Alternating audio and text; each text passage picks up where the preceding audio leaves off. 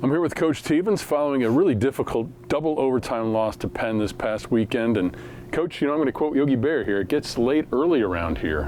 One loss in Ivy League play, and that can cause problems down the road. So what is your message to the team? Is the last time an Ivy champion had 2 losses was 40 years ago?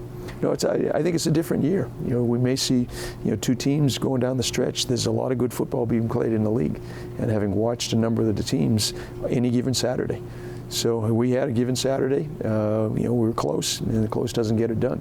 But you got to move on. The inexperienced guys we've had are gaining more valuable experience each week. We expect their performance to continue to improve. The attitude has been great. Disappointment, but hey, right back to work mindset.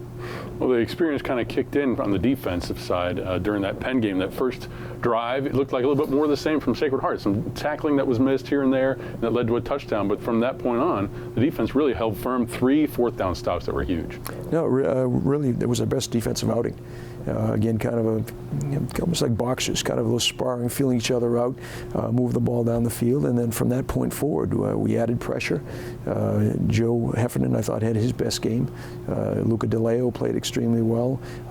Marcus White coming back, I thought he really performed well for us. So there was kind of add-on. Mac Lanier's playing a little bit better. Some of the secondary players, Sean Williams, a true freshman, ends up playing 82 snaps. Really did a nice job. So you can see kind of the growth and the development of some guys that just haven't been there before. Offensively, we want to see the same type of thing occur as we go forward. Yeah, you mentioned the offense here, and one of the hallmarks of the Dartmouth team for the last 10 years or so really has been a balanced effort on offense, and you're getting a lot more from the rushing game than the passing game right now. Yeah, we've talked about it, just too one-dimensional. And certainly it did work well, rushing for a 900 plus, almost 1,000 yards the first couple of ball games. And then all of a sudden we played a better defense, and each week the talent pool of the opposition has increased, and it just was not as productive as it had been in the past. We have to be able to expand the pass game, spread the ball around. We've got some very talented receivers. We have places we can go, and we need to get those guys involved in the game. In special teams, the punting game worked well against Penn. The kicking game, the field goal PAT, had a little bit of issues there toward the end of the game. And is that just a matter of inexperience again?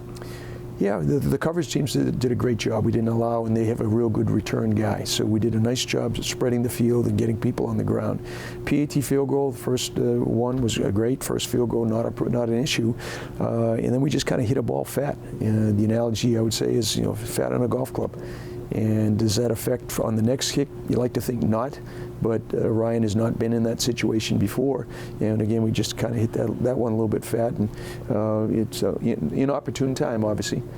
Well, it's a new week, and it's a new opponent. You got Yale coming up this weekend, and you've gotten the better of Yale for the last few years, but it's always been a quality team. And what are you doing to prepare for the Bulldogs?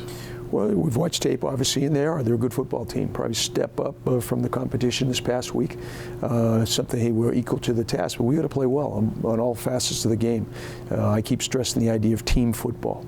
Eliminate self-inflicted wounds, basically, procedures, offsides, substitution errors, delay of games, things that we can control.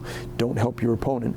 We've got to tackle well. They've got a talented quarterback that's not afraid to run the football. Backfield is strong, good size offensive line, and some quick wide receivers.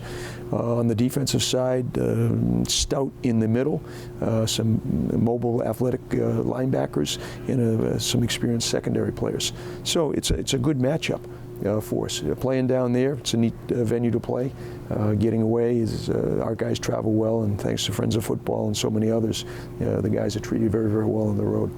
The big thing, and I think we're there, is put the last one behind. We can't affect change there, but it can impact on what we're going to do on Saturday. All right, Coach. Well, good luck October 8th at the Yale Bowl. We'll see you there. Game is streamed live on ESPN Plus at noon.